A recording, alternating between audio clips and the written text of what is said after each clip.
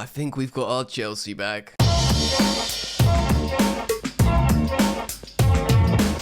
Yeah, what's going on, guys, and welcome on back to Football Therapy with me, your host, Jan. As always, I do hope you do well, mate. I genuinely do hope that odds are you are. Yeah, English, because Chelsea slapped up Barcelona in the Champions League 3-0 last night. It's a beautiful thing. In fact, we had the ball in the net over the line 6 times. UEFA Lona tried their hardest, but could not succeed over Enzo Maresca's Blues.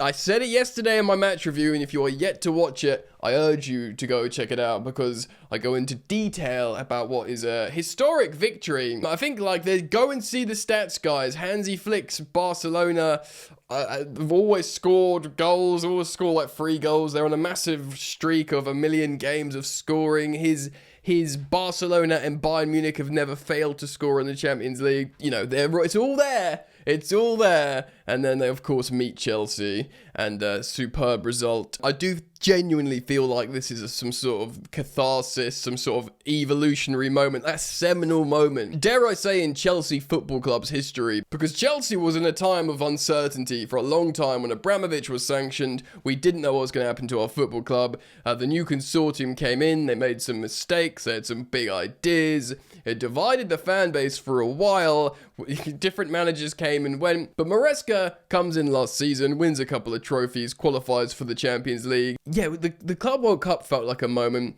And now, actually, the young players coming in, you know, your Liam Delaps, your Joao Pedros, you know, even like your Gittins and Garnachos, but mainly, you know, them bringing in Cole Palmer, them bringing in Estevao, and also spending the big bucks on Enzo Fernandez, Moises Caicedo, scouting the likes of Andre Santos, bringing him in. It feels like that win against Barcelona last night with these players on the pitch made you think, yeah, this is Chelsea, all right? We are Chelsea again. I was chatting to the boys in a WhatsApp group. George Benson sort of highlighted the idea that it's made the final, the Club World Cup final, it sort of rubber stamped it a bit more, and I kind of agree. Hansi Flick's Barcelona in the Champions League, I know they got a red card, but we dominated them. We're going to, by the way, this is a Chelsea news video. We're going to get into articles from the BBC, the Telegraph, react to some like pretty fun stuff as well. I just feel like it's such a seminal moment in Chelsea's history, because the transitional period has been turbulent and uncertain, and now I feel like we can lean on these players, and the best is yet to come, so because they're really young, of course. Anyway, welcome back. This is a Chelsea news video. Thank you as always for supporting the content. Very grateful to have you here, my friends. So thank you as always for supporting the content, and you can do that by liking the video, subscribing to the channel if you're yet to do so, hitting the bell, commenting, sharing, doing the hype points down here.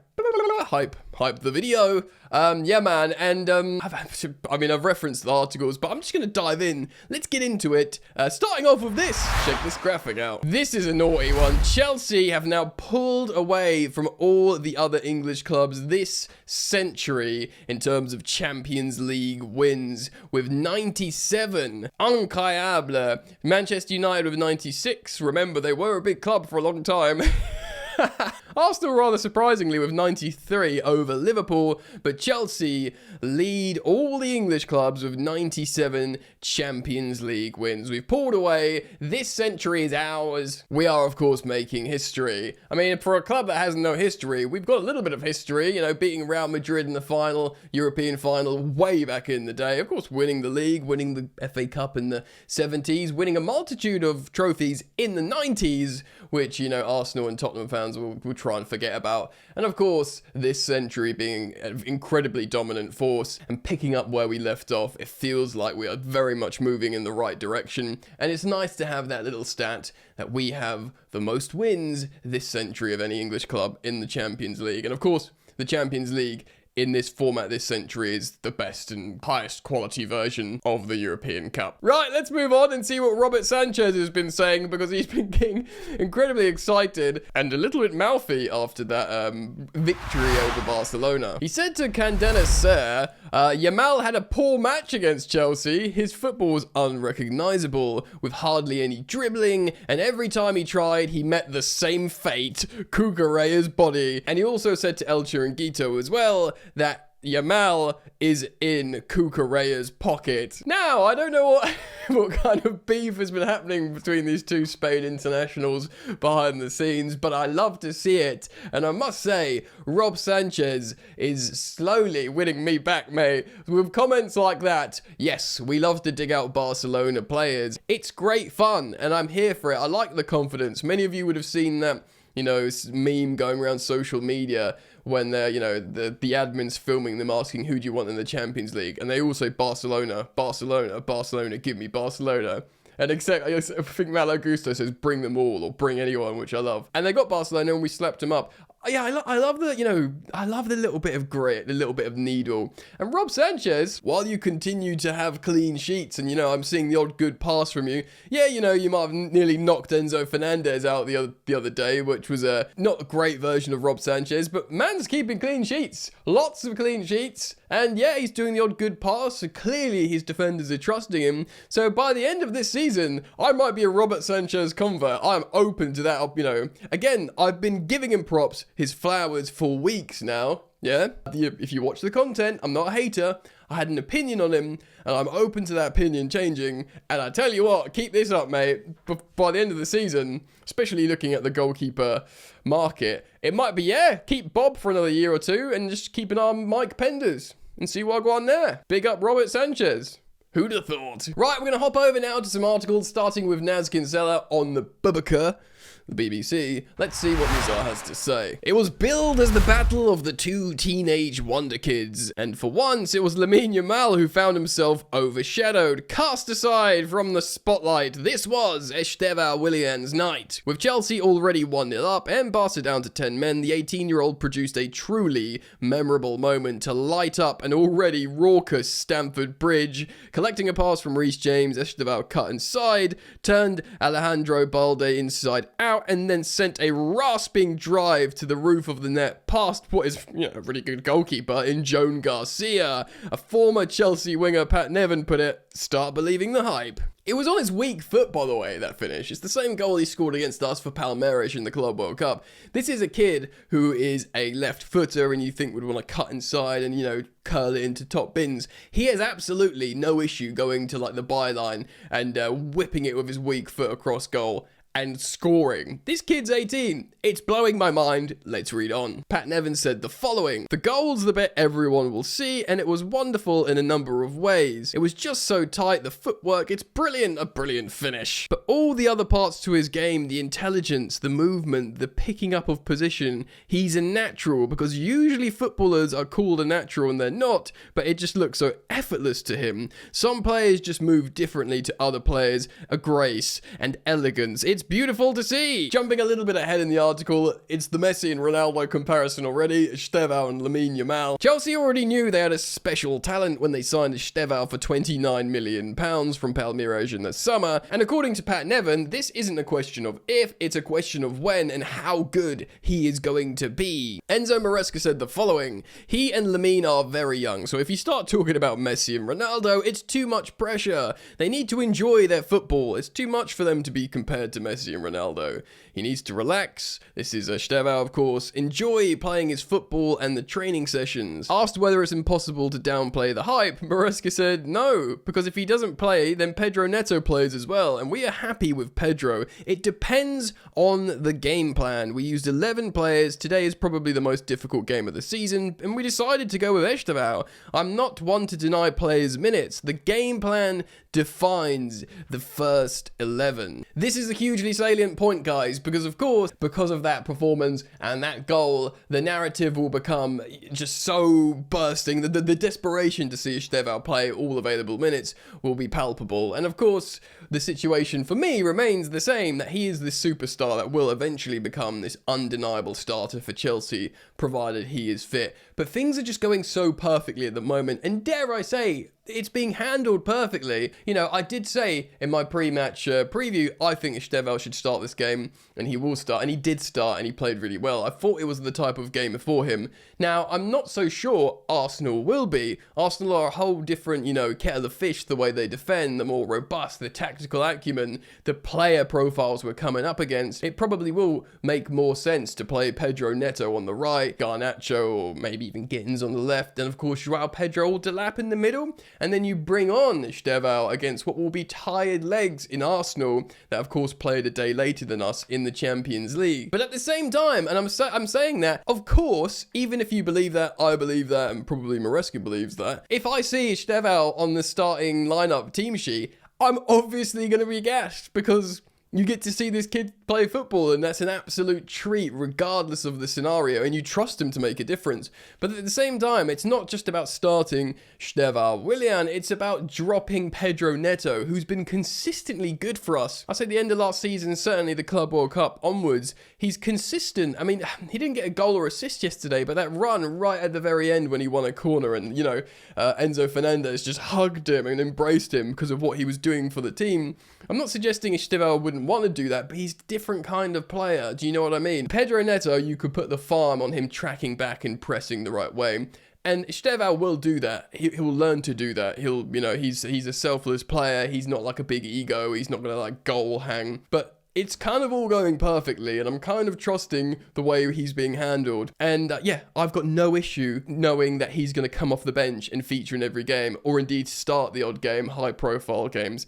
And it's just an absolute blessing. What a superstar, man. Right, from one superstar to maybe another. We're going to speak about Enzo Maresca now. So moving from Estevao to Maresca. And this is an article from Matt Law on The Telegraph. He will not be getting a match ball, but Chelsea head coach Enzo Maresca completed a high-profile hat-trick after adding Barcelona manager Hansi Flick to his list of victims. Maresca has now done a number on Flick, Liverpool's Arne Slot, and Paris Saint-Germain's Luis Enrique in just over 4 months. Chelsea could not have dreamt of putting 3 goals past both PSG and Barcelona this time last year, but they've done just that, and it has been thanks in no small part to Maresca. Estevao Willian and co will take most of the praise for a stunning Champions League success over Barcelona, but the Italian is proving himself to be one of the game's top tacticians. Yeah, been saying this. It's been such an evolution, hasn't it? Because we got him from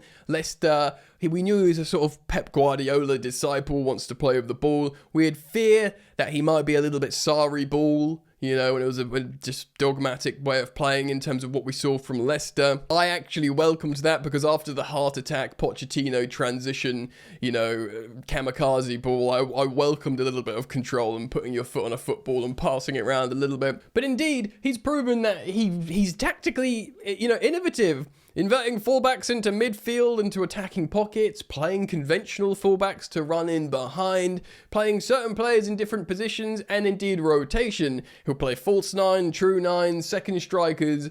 Maresca will play loads of different ways. He'll play without the ball, he'll play with the ball, and he's got a great tactical acumen to set up against certain opponents.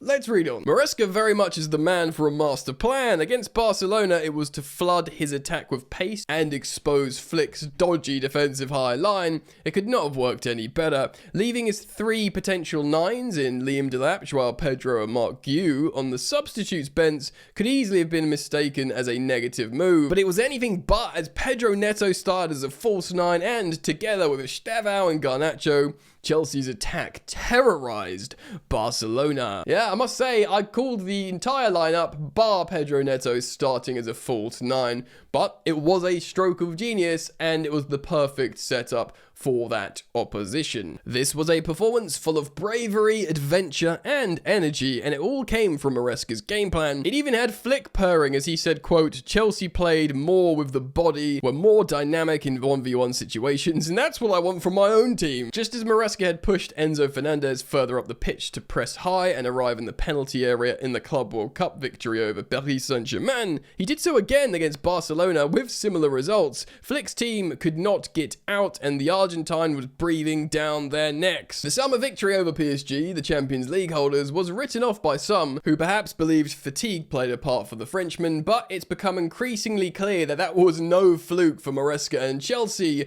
The wheels may have fallen off Liverpool's Premier League title defence, but Maresca got the better of Slot early last month. His late brave introduction of Estevao won the match for Chelsea. Goes on to speak a little bit about his, getting cards as well. That's very much a talking point. I know he got sent off for the celebration at Liverpool, which is kind of understandable second year, but he does get booked. He got booked again last night, and I must say, I do like a bit of that. We all do. We want to see a little bit of passion from the Chelsea manager. That's very much a Chelsea thing, whether it was, of course, Mourinho and Lampard had a bit. We all loved Conte when he arrived and started diving in with the fans immediately. You want to see that passion. So, of course, he sets the team up well.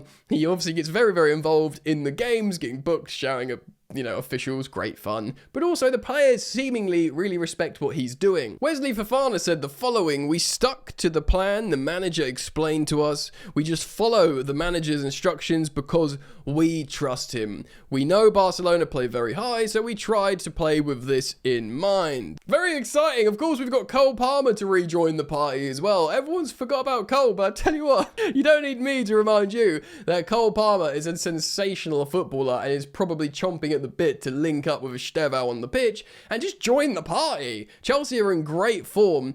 He might be available to come off the bench against Arsenal. There's some murmurings about that. There is some sort of ideas that perhaps he will sort of play a part. But at the moment, none of us are sweating. Cole Palmer FC, the narrative is truly dead. It is Chelsea. It's Maresca's Chelsea. And, if you're good, you're invited, basically. Estevao, whoever else is doing well, you can be a star. You can start. And just to finish off on Maresca, of course, he was asked about becoming the Barcelona coach in the pre-match press conference, and he did not dismiss it as quickly as I would have liked him to be honest. He says, "Look, I'm very happy here, and this is what I'm doing, but we'll see." Because, of course, he speaks fluent Spanish, really, really well. If he's 45, he probably wants to get a few big jobs under his belt before he retires. He probably doesn't want to close the door to managing Barcelona and maybe at some point the likes of Lamine Yamal. But you've got Lamine Yamal at home, and he's better, and he's Brazilian.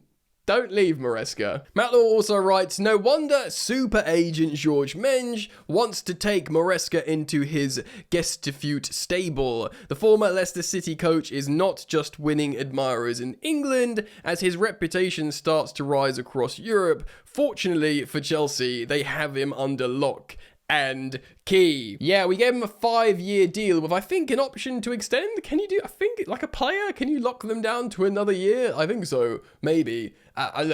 It looks like we're going to get him way beyond the Chelsea average of 2 years. Hopefully, touch wood, and things go well. I mean, we've clearly future-proofed the Chelsea squad to just be good, and hopefully a manager can come in and do well. But Maresca, if he can get the kids up for the smaller, less high-profile games, we've got the big ones locked down, so this could be something really, really special. Anyway, that's what I wanted to speak about today and react to, so let me know your thoughts. Comment down below, please. Thank you, as always, for supporting the content, for liking, subscribing, commenting, sharing, and hyping. Hype down there somewhere. I don't know. Alright, mate, enjoy the football. Peace. You ain't so tough with that bad boy tuck. I'ma get it how I'm living, I'ma walk the walk.